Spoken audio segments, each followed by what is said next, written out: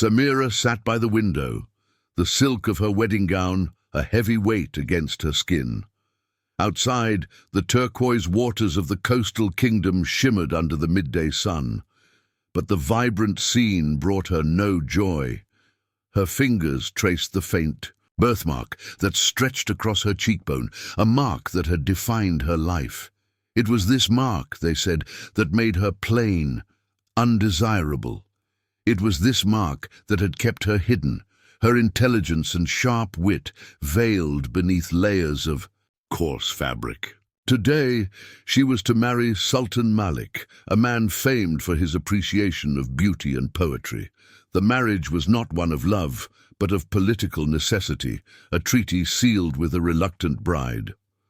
Samira sighed, her breath catching in her throat.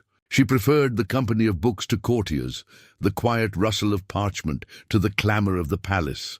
She had always found solace in the ancient scrolls and dusty tomes of her father's library, her mind a sponge for knowledge. But her scholarly pursuits were deemed unfitting for a woman, especially one considered blemished.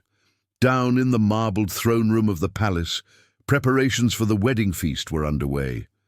Gold-leafed columns shimmered under the glow of 1,000 oil lamps. Mosaic murals depicting scenes of legendary heroes and mythical beasts adorned the walls. Servants scurried about, their footsteps echoing through the vast chamber. The air hummed with anticipation, but the whispers that followed Samira's name were not of celebration, but of pity and thinly veiled disdain. "The ugly bride," they murmured, "a shame for our handsome sultan." These whispers, like tiny needles, pricked at Samira's heart. She knew the rumors. She knew how the courtiers, obsessed with outward appearances, viewed her as an unworthy match for their aesthetically minded ruler. She adjusted her heavy veil, its coarse fabric a physical barrier between her and the judging eyes of the court. It hid not only her face, but also the sadness that lingered in her eyes. She had resigned herself to her fate, accepting her role as a pawn in the game of power. Little did she know that the events of this day would unravel not only her own destiny, but also that of the Sultan and the entire kingdom. Sultan Malik sat upon his ornate throne, his gaze distant, his expression a mask of polite disinterest. The rumors of his bride's ugliness had reached his ears, and while he tried to remain impartial, a sense of disappointment gnawed at him. He, a connoisseur of beauty, a patron of the arts, was to be bound to a woman deemed unsightly. He had envisioned a bride whose beauty would rival the exquisite mosaics that adorned his palace walls, a woman whose wit would spark lively debates and inspire his own poetic endeavors. Instead, he awaited the arrival of a woman hidden beneath layers of fabric, a woman whispered to be a blemish on the royal lineage. The wedding feast was a lavish affair. Tables laden with delicacies stretched across the vast throne room. The air was thick with the aroma of roasted meats, spiced wines, and exotic fruits. Music filled the chamber, the melodious strains of lutes and harps mingling with the rhythmic beat of drums. Yet, beneath the veneer of celebration, a current of unease flowed. The courtiers, adorned in their finest silks and jewels, cast curious glances towards the veiled figure seated beside the Sultan. Their whispers, though hushed, were like buzzing insects, irritating and persistent. A nobleman, flushed with wine and emboldened by the festive atmosphere, stumbled towards Samira. He let out a raucous laugh, his words slurred and disrespectful. "Let us see this hidden beauty," he bellowed, reaching out a hand to tear at Samira's veil. The court gasped. Malik's hand instinctively moved towards the jeweled dagger at his hip, but before he could react, Samira, with a surprising calmness, raised her own hand and gently removed the veil herself. The room fell silent. The birthmark, so often whispered about, was indeed there, a faint shadow across her cheek. But what captivated the court, what stole the Sultan's breath, were her eyes. They were unlike any they had ever seen, one a vibrant shade of sapphire blue, the other a mesmerizing emerald green. Heterochromatic, they shimmered like precious gems, holding a depth that seemed to pierce through the superficiality of the court. An old legend whispered of such eyes, eyes that belonged to seers, to those who could glimpse the tapestry of the future. In that moment, the whispers ceased, replaced by a stunned silence. Malik, his initial disappointment forgotten, found himself drawn to the enigmatic gaze of his unwanted bride. He saw not a blemish, but a mystery waiting to be unveiled. The days following the wedding feast were a blur of ceremonies and formalities. Yet Malik found his thoughts constantly drifting back to Samira. He was captivated by her unusual eyes, by the quiet strength she exuded, by the mystery that seemed to shroud her. He sought her out, finding excuses to engage her in conversation, drawn to her like a moth to a flickering flame. Their first real conversation took place in the palace gardens, amidst fragrant rose bushes and cascading fountains. Malik, expecting timid responses and demure pronouncements, was surprised by Samira's sharp wit and the depth of her knowledge. She spoke of history and philosophy, of poetry and the stars, her words flowing like a gentle stream, captivating and insightful. He discovered a mind sharper than any jewel, a spirit untamed by societal constraints. Each stolen glance, each shared word, deepened his intrigue, fueling a curiosity that transcended physical appearances. Lady Parvin, a noblewoman, of striking beauty and considerable influence, observed Malik's interactions with Samira with growing jealousy. She had long set her sights on becoming Malik's bride, envisioning herself as the powerful sultana, wielding influence and shaping the kingdom's destiny. Her ambition, however, extended beyond the palace walls. She harbored a secret alliance with neighboring rulers, a pact built on greed and the desire for territorial expansion. Malik's marriage to Samira was an obstacle to her plans, a disruption she would not tolerate. She watched as Malik and Samira spoke, their laughter echoing through the gardens, a symphony of connection that grated on her nerves. Her eyes narrowed, her lips curling into a thin, bitter smile. She would not allow this unlikely union to blossom. She would find a way to remove Samira from the picture, to reclaim what she believed was rightfully hers. Malik, unable to shake the image of Samira from his mind, sought a way to communicate with her without arousing suspicion. He was a poet at heart, and words were his truest form of expression. He penned a short verse, a subtle expression of admiration, comparing her eyes to the twin jewels of the night sky, one a sapphire moon, the other an emerald star. He entrusted the poem to a trusted servant, instructing him to deliver it discreetly to Samira. Samira, upon receiving the poem, felt a flutter of surprise. She recognized the Sultan's hand in the elegant script, the delicate metaphors, a reflection of his artistic soul. She, too, had a hidden passion for poetry, a secret she had guarded closely, fearing ridicule from a court that valued appearances. Above all else, inspired by Malik's words, she crafted a response, a poem of her own, veiled in metaphors of hidden gardens and blossoming intellect. She spoke of the beauty that lay beyond the surface, of the strength found in quiet contemplation. She returned the poem through the same discreet channel, her heart pounding with a mixture of fear and excitement. This exchange of verses became a secret language between them, a clandestine conversation woven with rhymes and metaphors. They shared their thoughts and dreams, their hopes and fears, their words a bridge across the chasm of societal expectations. With each poem, their bond deepened, a delicate flower blooming in the shadows of the palace walls. Their connection, forbidden yet undeniable, grew stronger with every whispered verse, every shared secret, every stolen moment of connection. A sense of forbidden romance, like a delicate fragrance, began to permeate the air around them, a grand, Celebration was held in the palace courtyard, a masked ball under the soft glow of the full moon. Lanterns, strung between the marble columns, cast a warm, ethereal light, transforming the courtyard into a magical realm. Music drifted through. The air, the rhythmic beat of drums mingling with the sweet melodies of flutes and harps. Courtiers masked and disguised whirled across the polished floor, their laughter echoing through the night.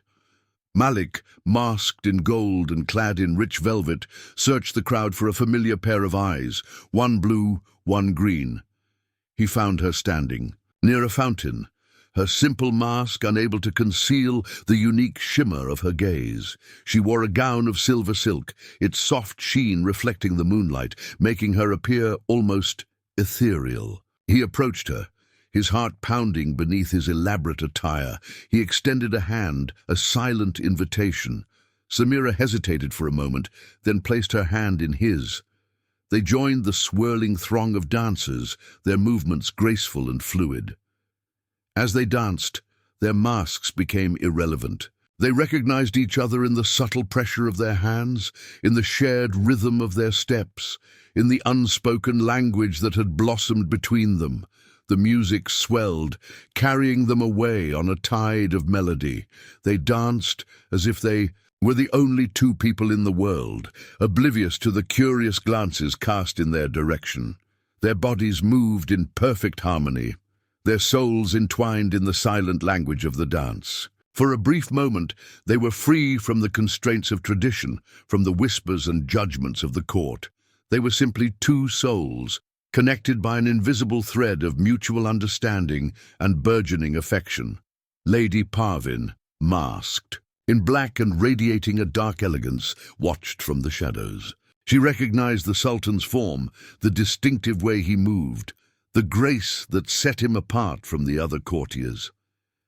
She saw the way he looked at Samira, the tenderness in his eyes, the undeniable connection that flowed between them. Her jealousy, a venomous serpent, coiled within her heart. She clenched her fists, her nails digging into her palms. This dance, this silent declaration of affection, was a direct challenge to her ambitions, a slight she would not forgive.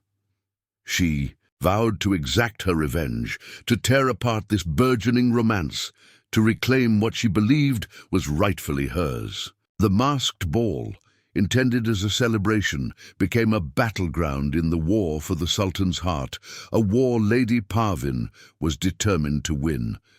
Lady Parvin was not merely a beautiful noblewoman, she was a viper in silken robes. Her ambition was a bottomless pit, her desire for power, a consuming fire. The alliance she had forged with the neighboring kingdoms was not based on mutual respect, but on a shared thirst for conquest. She had promised them access to the coastal kingdom's rich resources, a promise she intended to fulfill once she became Malik's sultana. She saw Malik not as a husband, but as a pawn, a means to an end. His artistic sensibilities, his refined tastes were weaknesses she intended to exploit. With Samira's arrival, Lady Parvin's carefully laid plans were threatened. She could not tolerate the growing connection between Malik and his unwanted bride. She saw the genuine admiration in Malik's eyes, the spark of intellectual connection that she herself had never been able to ignite.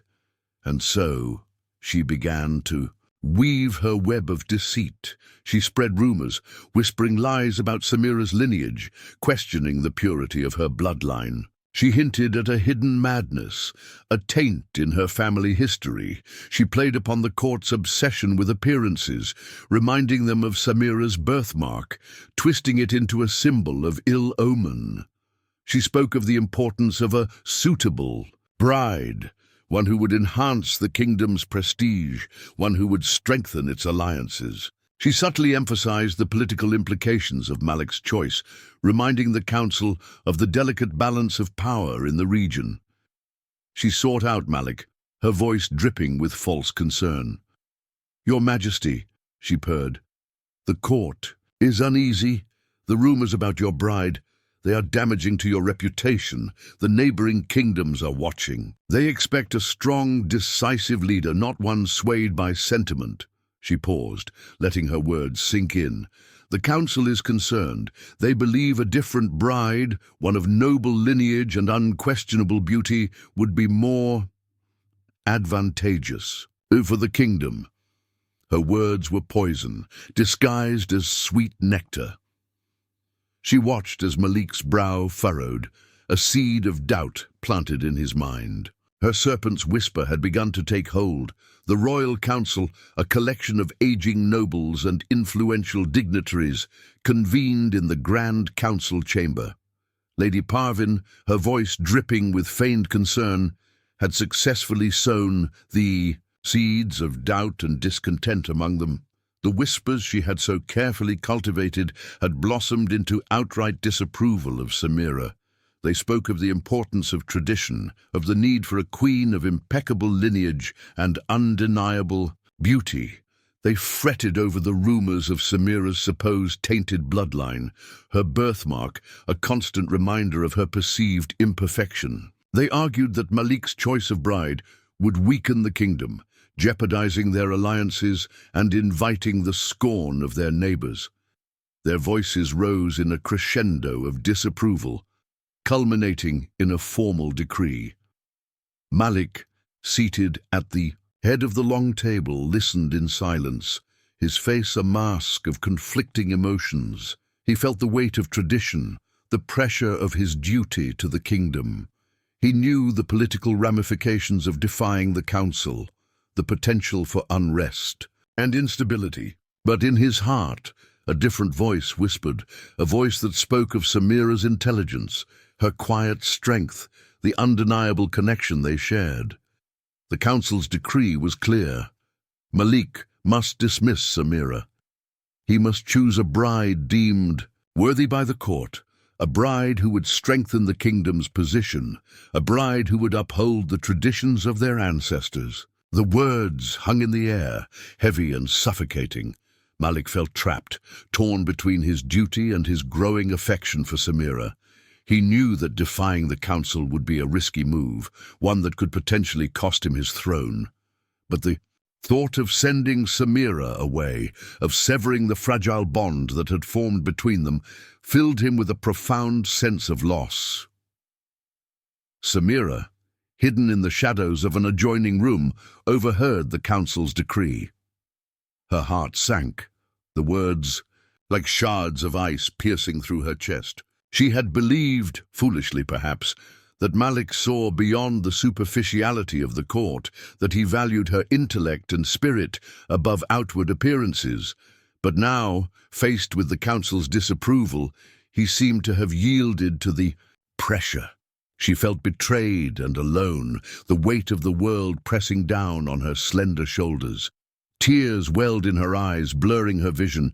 She turned and fled, her footsteps echoing through the silent corridors of the palace, the council's decree ringing in her ears like a death knell. She believed Malik had chosen duty over love, tradition over truth. She believed he had abandoned her. Malik summoned Samira to his private chambers. The room, usually filled with the scent of sandalwood and the soft strains of his favorite lute music, felt cold and sterile. He stood by the window, his back to her, his gaze fixed on the turbulent sea below. The waves crashed against the rocky shore, a reflection of the turmoil within his own heart. He turned to face her, his expression a carefully constructed mask of regal composure. He spoke of duty, of the kingdom's needs, of the council's demands. He explained, in measured tones, that he could not defy tradition, that he must prioritize the stability of the realm. He offered her a gilded cage, a remote palace pavilion overlooking a secluded cove. It was a place of beauty, he assured her, a place of peace and tranquility, but to Samira it sounded like exile, a polite form of banishment. He avoided her gaze, unable to bear the pain he knew he was inflicting. He spoke of the political realities, the delicate balance of power, the potential consequences of his defiance. His words were hollow, devoid of the warmth and affection she had glimpsed. In his poems, in the stolen moments they had shared, he presented the move as a necessary sacrifice, a temporary measure to appease the council and maintain the kingdom's stability. He promised to visit her, to find a way to resolve the situation, but his promises sounded empty, even to his own ears. Samira listened in silence, her heart breaking with each carefully chosen word. She saw the struggle in his eyes, the conflict between duty and desire. But she also saw the resignation, the acceptance of his fate. She did not argue, did not plead her case. What was there to say? The council had spoken, and Malik had chosen to obey. She bowed her head, accepting her fate with quiet dignity. She thanked him for his consideration, her voice barely a whisper. She turned and left, her footsteps echoing through the silent chamber. She did not look back, afraid to see the relief or perhaps the regret in his eyes. Malik watched her go, his heart heavy with a burden he could not share. He knew he was making a terrible mistake, sacrificing his own happiness for the sake of tradition and political expediency. But he clung to the hope that he could find a way to rectify the situation, to bring Samira back to his side, not as a hidden secret, but as his rightful queen. He closed his eyes, the image of her retreating figure etched into his mind. He had sent her away, but he knew, with a certainty that defied logic, that their story was far from over. He had yielded to the council's decree, but he had not given up on Samira. He would find a way, he vowed silently, to defy tradition, to reclaim the woman who had captured his heart. He just didn't know how, not yet. A fierce sandstorm descended upon the coastal palace, engulfing it in a swirling vortex of sand and wind. The sky turned a menacing shade of ochre, the sun obscured by a thick veil of dust. The palm trees that lined the courtyard swayed violently, their fronds whipping against the marble walls like angry spirits. The usually vibrant turquoise waters of the bay churned and frothed, their surface obscured by the driving sand. Samira sat alone in the remote pavilion, the wind howling like a banshee outside. The storm rattled the windows, its fury mirroring the tempest within her own heart. She felt isolated and betrayed, abandoned by the man she had begun to love. The council's decree, the forced farewell, the gilded cage of her exile, these thoughts swirled within her mind, fueling her despair. As the storm intensified, a strange sensation washed over Samira.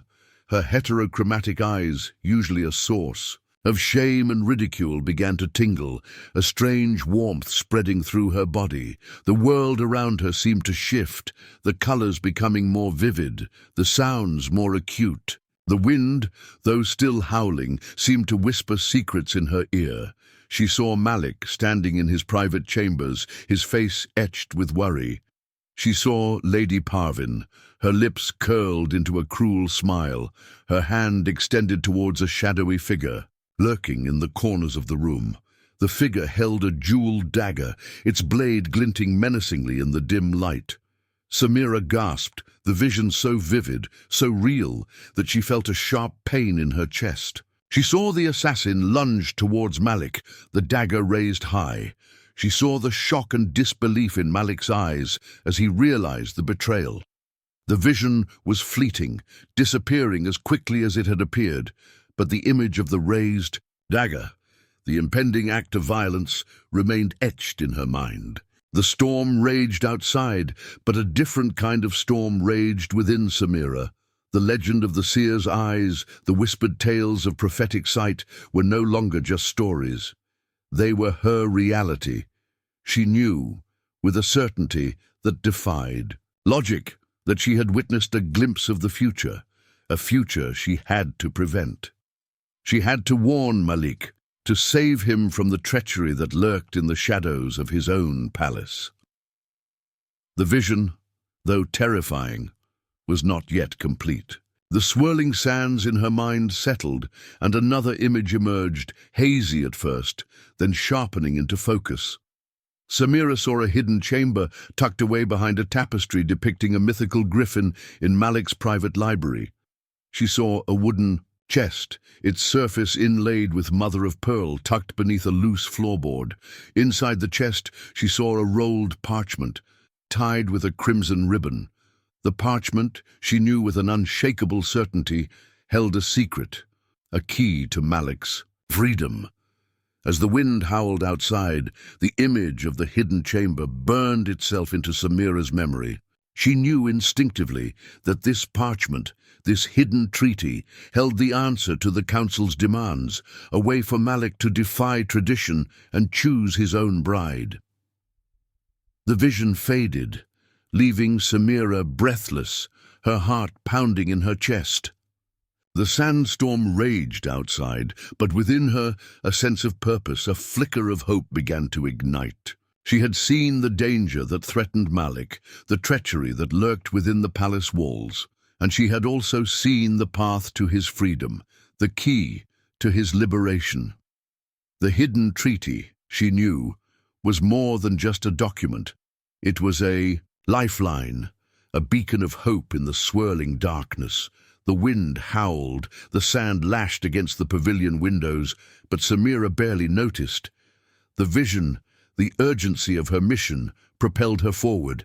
She had to reach Malik, to warn him of the impending danger. She had to find the hidden treaty, the key to his freedom. There was no time to waste. She threw a simple cloak over her silken gown, the fine fabric a poor defense against the raging storm. She slipped out of the pavilion, the wind tearing at her clothes, the sand stinging her face. The courtyard was deserted, the usually bustling palace eerily silent. The storm had driven everyone indoors, leaving Samira alone in the swirling chaos. She fought her way through the wind and sand, her eyes fixed on the distant glow of the main palace. Each step was a struggle, each breath a battle against the suffocating dust. But she pressed on, driven by a desperate need to reach Malik, to warn him before it was too late. The path to the main palace was treacherous, the familiar walkways obscured by the swirling sand. She stumbled and fell, her hands scraping against the rough stone, but she quickly picked herself up, her determination unwavering. The vision of the assassin, the glint of the dagger, spurred her onward. She reached the main palace doors, her body battered, her clothes torn, her hair matted with sand. She pounded on the heavy wooden doors, her knuckles raw, her voice lost in the roar of the wind. After what felt like an eternity, the doors creaked open, revealing a startled guard, his face pale with fear. He recognized Samira, his eyes widening in surprise. He hesitated for a moment, then ushered her inside, the doors slamming shut behind them, momentarily silencing the storm's fury. Samira, breathless and disheveled, stood in the relative calm of the palace entrance hall, her heart pounding, her mind racing. She had made it. She was inside. Now she had to find Malik, to reveal the secrets she carried, to save him from the shadows that threatened to engulf him. She had won the race against the storm, but a more perilous race, a race against time, had just begun. Malik listened to Samira's frantic words, his initial skepticism warring with a growing unease. The storm raged outside, mirroring the tempest of emotions within him. He found it difficult to believe that Lady Parvin, a woman he had known for years, a woman he had considered a friend, could be capable of such treachery. Yet there was a conviction in Samira's voice, a desperation in her eyes that he could not ignore. The vision she described, the assassin with the jeweled dagger, resonated with a disquiet he had been feeling for some time, a sense of unease that he had dismissed as mere anxiety. He sought out Jafar, his most trusted advisor, a man whose loyalty had been proven time and again. Jafar, a wizened man with eyes that seemed to hold the wisdom of ages, listened intently to Malik's recounting of Samira's vision.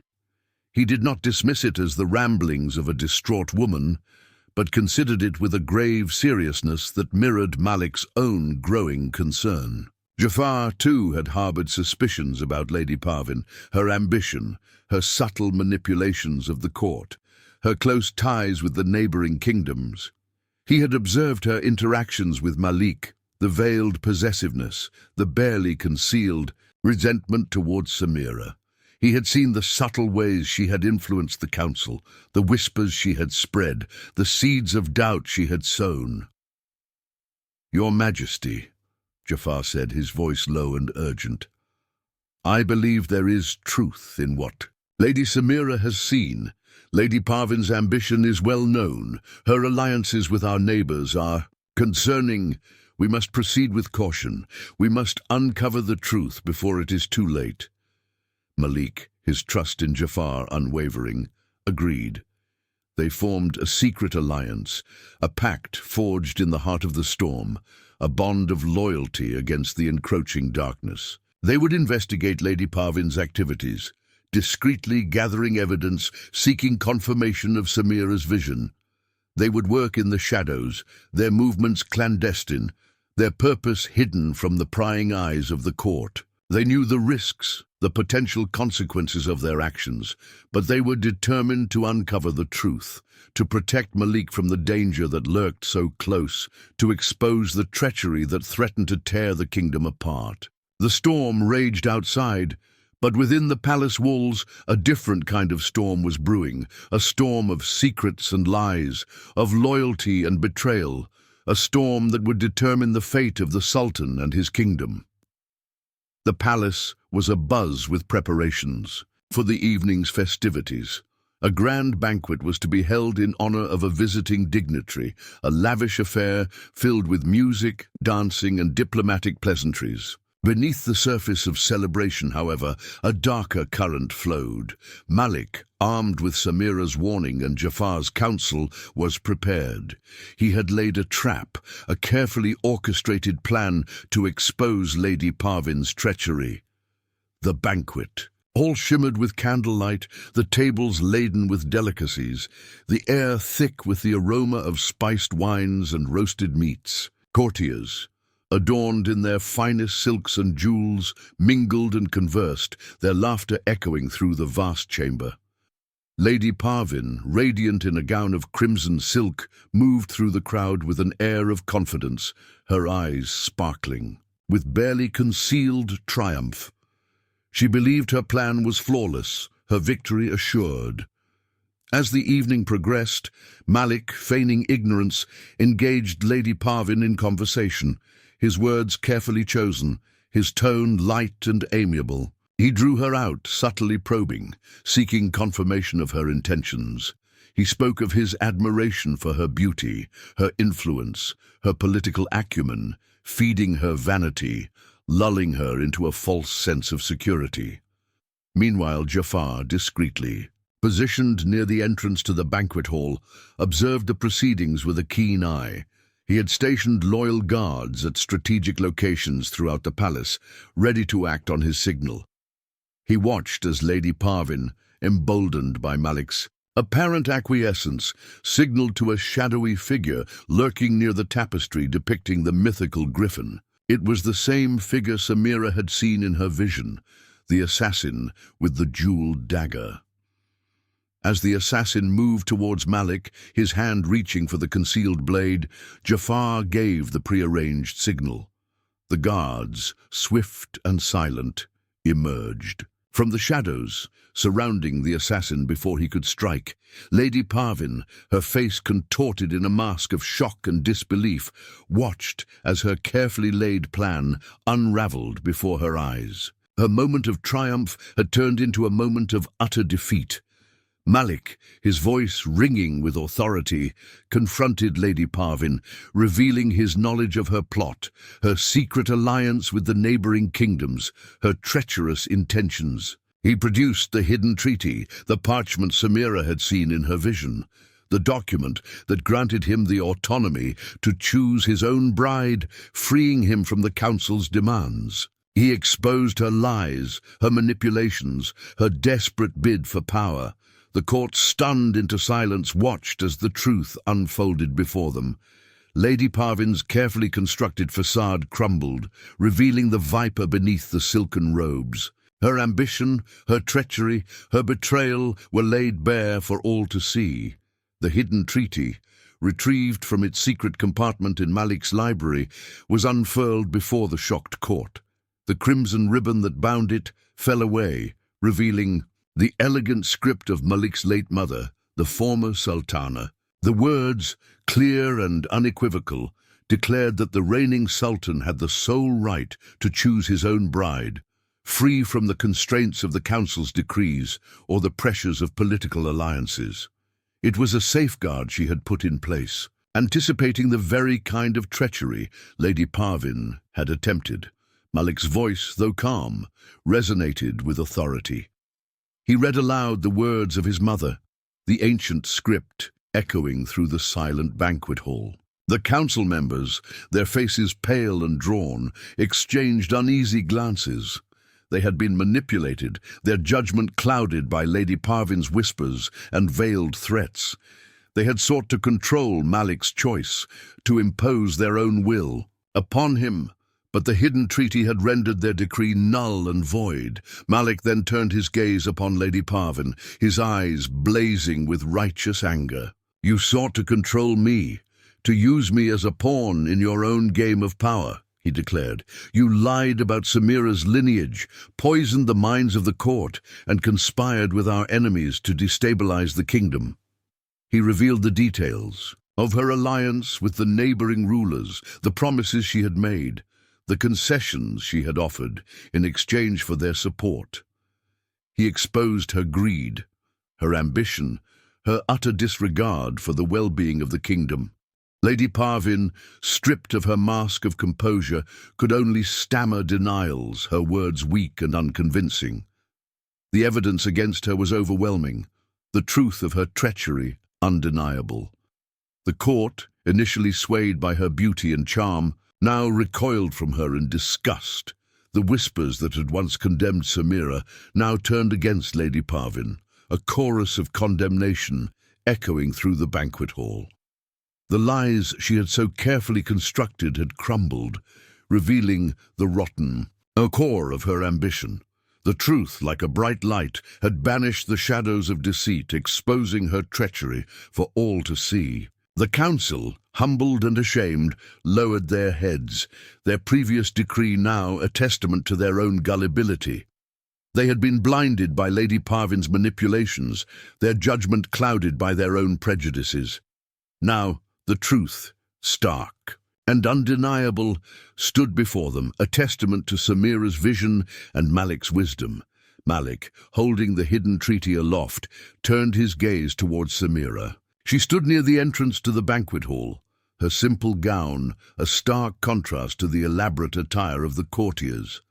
Her face, once veiled and hidden, was now illuminated by the soft candlelight, her heterochromatic eyes, once a source of shame and ridicule, now shining with a quiet strength. "Lady Samira," Malik said, his voice filled with warmth and admiration, "you saw the danger that threatened me, the treachery that lurked within these walls. You risked your own safety to warn me, to protect me from the shadows that sought to engulf me." He stepped down from the dais, his gaze never leaving hers. He reached out a hand, his fingers gently brushing against her cheek, tracing the faint line of her birthmark.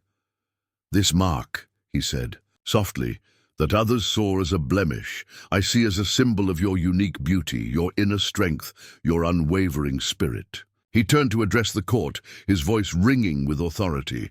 "I have been blinded by tradition, swayed by the whispers of those who value appearances above all else. I have allowed myself to be manipulated, to doubt the truth that stood before me." He took Samira's hand, holding it aloft for all to see. "I choose Lady Samira as my sultana," he declared, his voice echoing through the silent hall. "Not because of political expediency, not because of societal pressure, but because of the beauty that resides within her heart, the wisdom that shines from her eyes, the courage that has saved my life and protected my kingdom." He then turned, his attention back to Lady Parvin, his expression hardening. "For your treachery, for your lies, for your betrayal of my trust and the well-being of this kingdom, you and your clan are hereby banished from these lands." Guards stepped forward, escorting Lady Parvin and her supporters from the banquet hall, their faces etched with shame and defeat. The court, initially stunned into silence, erupted in applause, their cheers a testament to Malik's wisdom and Samira's courage. The whispers that had once condemned Samira now celebrated her, her supposed imperfection now revered as a mark of divine favor. Malik, his hand still clasped in Samira's, smiled. He had defied tradition, silenced the whispers of doubt, and chosen the woman who had captured his heart. He had found his queen, not in the glittering jewels and silken robes of the court, but in the quiet strength and unwavering spirit of the woman who had once been dismissed as the unwanted bride. Samira's imperfection, the faint birthmark, that had once been a source of shame and ridicule, was now celebrated as a mark of distinction, a sign of her unique gift of foresight. The court, once obsessed with outward appearances, began to value intellect and inner beauty above all else. Samira, no longer hidden beneath layers of fabric, became a beacon of wisdom and strength, her heterochromatic eyes a symbol of her ability to see beyond the superficial. She became Malik's trusted advisor, her sharp mind and keen insights guiding his decisions, shaping the kingdom's policies. She established schools and libraries, promoting education and literacy throughout the land. She championed the arts, fostering a court where poets and artists, musicians and scholars were celebrated and revered. She used her gift of foresight not to predict the future, but to shape it, guiding Malik towards a reign of justice and prosperity. Malik, freed from the constraints of tradition and the manipulations of Lady Parvin, blossomed into a wise and just ruler. He listened to the voices of his people, addressing their concerns, ensuring their well-being. He fostered trade and commerce, strengthening the kingdom's economy. He built hospitals and orphanages, caring for the sick and the vulnerable. He ruled not with an iron fist, but with a gentle hand, guided by Samira's wisdom and compassion. Their love story, once a whispered secret, became a legend, a tale of a sultan who saw beyond appearances and a sultana whose supposed imperfection was her greatest strength. They ruled together, their love a beacon of hope and inspiration, their reign a testament to the power of wisdom and the enduring strength of true love. One evening, as the sun dipped below the horizon, painting the sky in hues of orange and gold, Malik and Samira stood together on the palace balcony, overlooking the tranquil waters of the bay. The air was filled with the sweet fragrance of jasmine, the gentle lapping of the waves against the shore, a soothing melody. Malik took Samira's hand in his fingers gently tracing the faint line of her birthmark. "You have transformed this kingdom, my love," he said softly, his voice filled with admiration.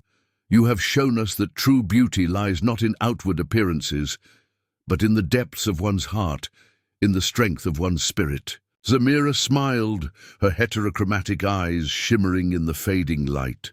"We have done it together, my Sultan," she replied, her voice gentle but firm.